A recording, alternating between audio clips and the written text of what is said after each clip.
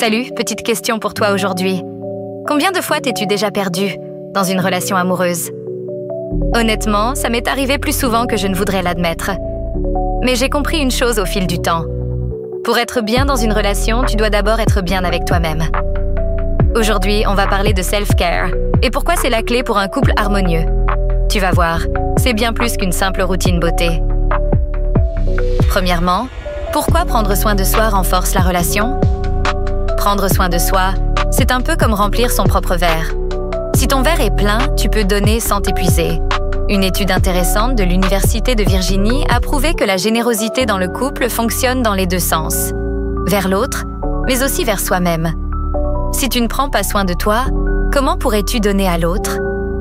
Je me souviens qu'au moment où j'ai commencé à vraiment prendre du temps pour moi, que ce soit pour un cours de yoga ou juste un moment de détente, ça a tout changé. J'étais plus patiente, plus à l'écoute, et mon couple s'est amélioré en même temps. Deuxièmement, le self-care émotionnel permet une meilleure communication. On parle souvent de communication dans le couple, mais pour pouvoir bien communiquer avec l'autre, il faut déjà comprendre et gérer ses propres émotions.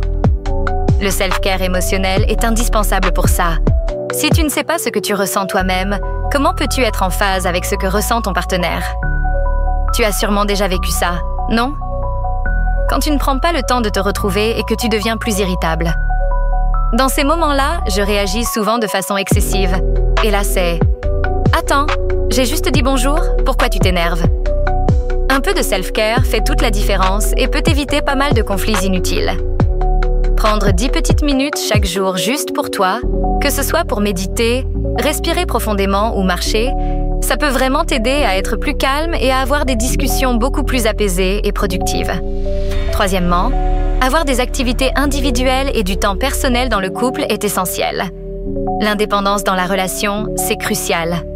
Avoir des moments à soi, ce n'est pas un signe de distance dans le couple, au contraire. Cultiver tes passions et tes centres d'intérêt te permet de te retrouver toi-même et d'avoir plus à offrir à l'autre. Il y a 2 ans, je me suis remise à la danse et ça a vraiment boosté ma confiance. Et devine quoi? Mon partenaire s'est même intéressé à ce que je faisais et a commencé à venir me voir danser. C'est exactement ce genre de choses qui enrichissent une relation et créent de nouvelles dynamiques positives. Le fait de rester actif individuellement renforce également l'estime de soi, ce qui influe directement sur la qualité des interactions dans le couple. Quatrièmement, gérer le stress individuel est crucial pour un couple plus serein. Le stress de la vie quotidienne peut vite impacter ton couple. Si tu ne prends pas soin de toi et ne gères pas ton stress, c'est ton partenaire qui va trinquer à la fin. Une journée stressante au travail et tu rentres à la maison sur les nerfs. Ça t'est déjà arrivé, non? Personnellement, je me réserve toujours 30 minutes le soir pour un moment de détente, comme un bain ou écouter de la musique relaxante. Ça m'aide à me calmer et à retrouver mon partenaire dans une atmosphère beaucoup plus sereine. Et crois-moi, ça fait vraiment une différence dans la manière dont on interagit après une longue journée. Tu l'auras compris, prendre soin de toi, c'est aussi prendre soin de ton couple. Quand tu es bien avec toi-même, tu peux donner le meilleur de toi à l'autre. Alors, n'oublie pas de t'accorder du temps, ça en vaut vraiment la peine. Et tu verras, petit à petit, tout deviendra beaucoup plus harmonieux.